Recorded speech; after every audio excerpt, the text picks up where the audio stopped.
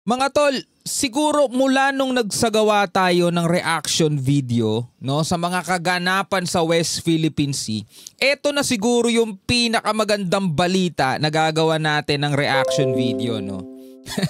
Dahil mga kapatid sa kauna-unahang pagkakataon no, mula nung nag-reaction tayo kumilos ang ating mga sundalo para itaboy, hilahin palabas ng ating exclusive economic zone etong mga mangingisdang incheck mga tol na naahuling gumagamit mga tol ng cyanide dito sa Ayungin Shoal.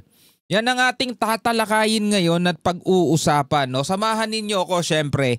Pwede kayong magbigay din ng inyong sariling komento at opinion sa comment section natin sa ibaba. Pero bago natin to simulan, syempre sa mga bago pa lang, baka hindi ka pa nakaka-subscribe. Subscribe ka mga kapatid, click mo yung notification bell para ma-notify ka na rin whenever na may mga bago tayong reaction video tulad nito. At kung ikaw naman ay nanonood sa ating Facebook page, syempre wag mo rin kalimutan mag-like and follow. Maraming salamat sa mga bago nating kaibigan na nakasubaybay at nakasuporta lagi-lagi. At syempre dun sa mga dati pa nating kasama, yan, maraming salamat sa inyo. Alright, wag na natin patagalin pa. Panoorin na natin to mga tol. Hinatak ng mga sundalong nakaistasyon sa BRP Sierra Madre ang bangka ng mga mangingisdang Chinese. Nahuli sa aktong gumagamit umano ng cyanide sa loob ng Ayungin Shoal sa West Philippine Sea. So ayon mga tol sa report, ito'y ayon sa report at ayon sa ating mga sundalong nakaistasyon doon sa BRP Sierra Madre, nahuli nila mga kapatid ang isang bangka ng Chinese mga tol na pumasok doon sa ating vicinity, doon sa exclusive economic zone natin at gumagamit daw mga tol ng cyanide. Siguro may mga nakita sila mga bote doon. No? Kasi hindi ko pa napapanood to mga tol Nakita ko lang dito. No? Kung saan mga kapatid ang sabi ay hinatak papalabas ng ating EEZ. No? Ba't hindi pa inaresto? Diba? Dapat inaresto na No, pero again, saludo sa ating mga kasundaluhan. Dalawang kamay pa yan Saludo sa inyo. Yan ang ulat ni Patrick De Jesus. Hey! Jump! Hey! Ay, ito bangka lang. Maliit na bangka. Sakay ng rubber boat, hinabol ng mga sundalo mula sa BRP Sierra Madre ang isang Chinese fishing boat na huli sa aktong nangingisda sa loob ng Ayungin Shoal at gumagamit umano ng cyanide noong Biyernes ng gabi. So maliit na bangka lang to mga tol, no? Pero again, saludo sa ating mga kasundaluhan.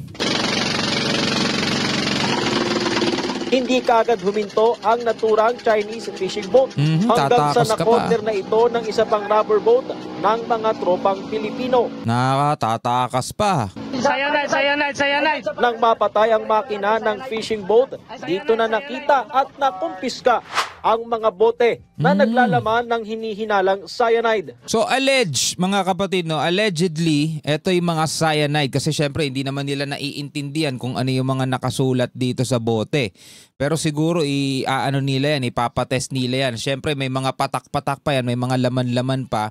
Ipapatest din nila yan sa laboratory at para makumpirma na kung ito'y cyanide ba o kung baka mga inumin lang, no?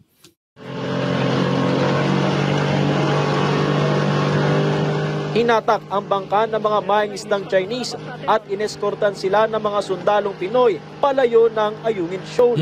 Hindi na inaresto ang mga dayuhan para hindi makompromiso ang seguridad ng BRP Sierra Madre.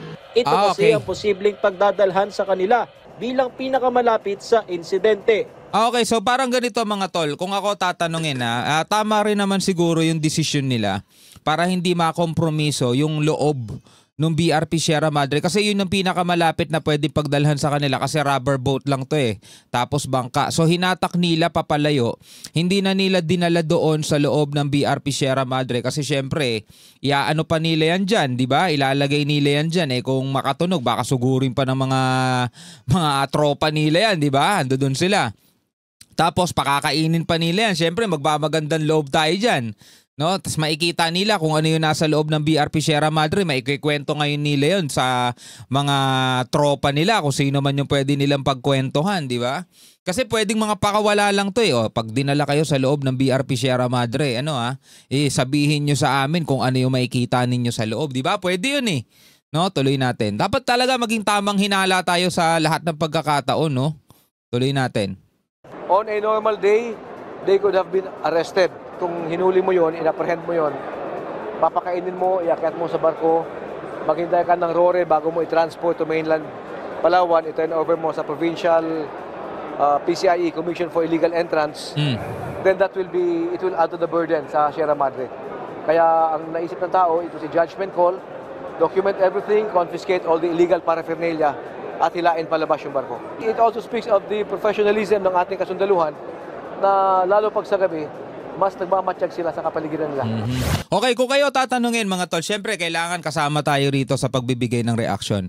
Sa tingin ninyo, tama ba ang naging judgment call ng ating mga sundalo na hilahin na lang palabas ng Ayungin Shoal o ng ating EEZ mga tol? Etong mga nahuli nilang mga Chinese, mga mangingisdang in-check mga tol, at hindi na arestuhin pa at dalhin doon sa BRP Sierra Madre. Ano sa tingin ninyo mga tol? Tulad nga nung sinabi ni Rear Admiral Roy Vincent Trinidad, mako-compromise lang mga tol. It will add to the burden, sabing ganon, ng BRP Sierra Madre. Ano sa tingin ninyo? Comment kayo sa ibaba. Tuloy natin to. Ayon sa Philippine Navy, hindi ito ang unang beses na may mga mangingisdang Chinese sa West Philippine Sea na nahuhuling gumagamit ng cyanide. Lubha naman itong nakakapinsala sa mga bahura o coral reef na nagsisilbing tahanan ng mga isda. So hintayin natin mga tol, kung meron tayong mga kababayan, meron tayong mga magigiting na mambabatas, ang babatikos sa ating mga magigiting na kasundaluhan. Hintayin natin kung meron yan. Sana wala mga tol, no? Hopefully wala. Kasi kung meron babatikos sa ating mga sundalo at tila ba'y pagtatanggol pa etong mga to, sasabihin nila, magdudulot lang lalo ng tensyon yan, mga ganon-ganon mga bagay. Kasi mga kapatid, kung babalikan natin sa kasaysayan, no, 2012 mga tol, ganito rin sana yung magiging sitwasyon nun. Yung ating Navy, merong mga nakitang mga mangingisda rin, mga Chinese fishing boat, na nanguhuli ng mga giant clam, nangunguha ng giant clam, mga sea turtle, mga pating, mga endangered species mga tol. Aarestuhin yun ng ating Navy, huhulihin. Ang problema, biglang nagdatingan din mga tol. Yung mga barko ng China, doon nga nagkaroon ng standoff mga tol na tumagal din ng ilang buwan. Hanggang sa magkasundo na lang, pumagit na yung US doon nagkasundo na lang mga tol na parehong aalis, no? So in good faith, no, naniwala ang Pilipinas, umalis tayo, naiwan doon, nagpaiwan ng China, hindi na umalis mga tol. Ayun na, nasakop na nila yung Panatag Shoal o Scarborough Shoal mga tol. At yun na yung pinagmulan ng kwento kung bakit tayo nag-akyat doon ng reklamo sa Dahig, sa Permanent Court of Arbitration. In-arbitrate natin to mga tol. At pinawalang bisa etong 9-dash line claim ng China. Pero mula noong 2016, kung kailan lumabas yung hatol na yon, magpahanggang ngayon mga tol, 2025, 9 years na nakakalipas, balak pa nga nilang magtayo ng ng nature reserve dito sa Baho de Masinloc mga tol. So ngayon, ito ulit yung kauna-unahang pagkakataon na nakakita tayo ng ating mismong mga kasundaluhan inahatak palabas ng ating EEZ.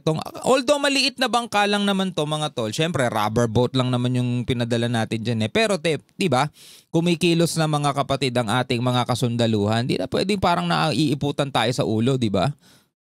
Daraan sa karagdagang pagsusuri ang mga nakumpiska na umano'y hindi inumin to, kulay itim yung laman Di rin naman Coca-Cola yan siguro, di ba? cyanide. Ito ay ginagamit sa fishing, although illegal ito, para ang isda, lalo yung mga rare na mga species na isda, ay makakatulog at nahuhuli ng buhay. So yung mga rare species, mas mahal ang market value nito. Oo, siguro hindi kinakain, mga rare species. Baka nilalagay sa mga mamahaling aquarium, mga mayayaman, di ba? We'll have to wait for the results pag napacheck natin itong liquid na ito. Patuloy na pinalalakas ang intelligence and surveillance operations sa West Philippine Sea gamit ang iba't ibang klase ng unmanned system. Tampok ito sa 3 araw na 2025 Drone Warfare Summit ng Philippine Navy sa Subic, Zambales. Karamihan sa mga ibinidang drone ay gawang Pinoy na target tulungan sa ilalim ng Revitalized Self-Reliant Defense Posture o SRDP program para palakasin ang AFP modernization. O baka naman magsalita pa ulit si yung bumatikos kay General Bronner, mga tol. Baka sabihin niya, makakabawi ba tayo kapag nagalit ang China? Di ba? Wala kailangan talaga natin ipagtanggol ang ating soberanya. Alangan ang isuko natin yan, di ba? Kailangan talagang kumilos ng mga sundalo. Para saan pa pagiging sundalo kung lagi nating iisipin baka magagalit ang China? Diba? Di parang sinabi na rin, wag na natin gagalawin yung mga terorista, baka magalit sila. Diba? Parang ganun.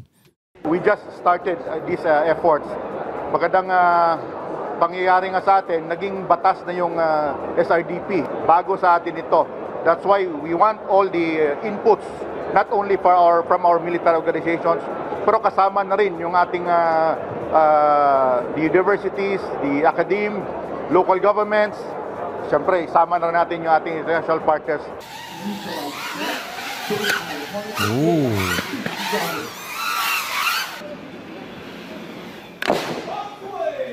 Bukod sa surveillance, mahalagang sandata ngayon ang drone sa iba't ibang operasyon sa harap ng mga makabagong banta sa seguridad. Oo, ito na yung ginagamit ngayon Actually, kung sakasakaling nagagamit na natin to. Kung meron ng ganitong teknolohiya nung mga panahon pa ng mga kaguluhan dati sa Mindanao, mga tol, napakalaking tulong nito. Baka less casualty siguro sa ating mga sundalo.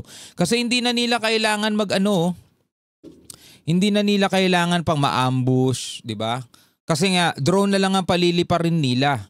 Tapos pag may mga nakita silang mga kuta ng mga kalaban, alam na agad nila kung saan ang pwesto, di ba?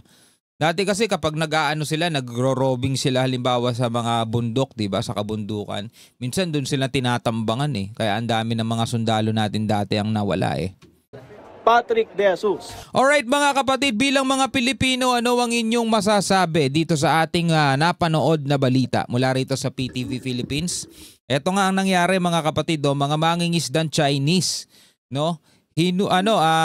Nilapitan ng ating mga sundalo, hindi inaresto pero hinila sila papalabas, hinatak sila papalabas ng exclusive economic zone ng ating bansa, mga tol. Anong masasabi ninyo sa naging aksyon ng AFP? At sang-ayon ba kayo dito sa sinabi ni Rear Admiral Roy Vincent Trinidad na pwede naman daw arestuhin kaso kompromiso lang daw yung BRP Sierra Madre kasi doon talaga pinakamalapit na dadalin. Tapos maghihintay pa tayo ng Roro na susundo para dalhin sa Palawan. Medyo may kalayuan din kasi yun, mga tol. Ano sa tingin ninyo? Comment kayo sa ibaba. Hanggang sa muli, ako nga pala si Shobal D. Peace out.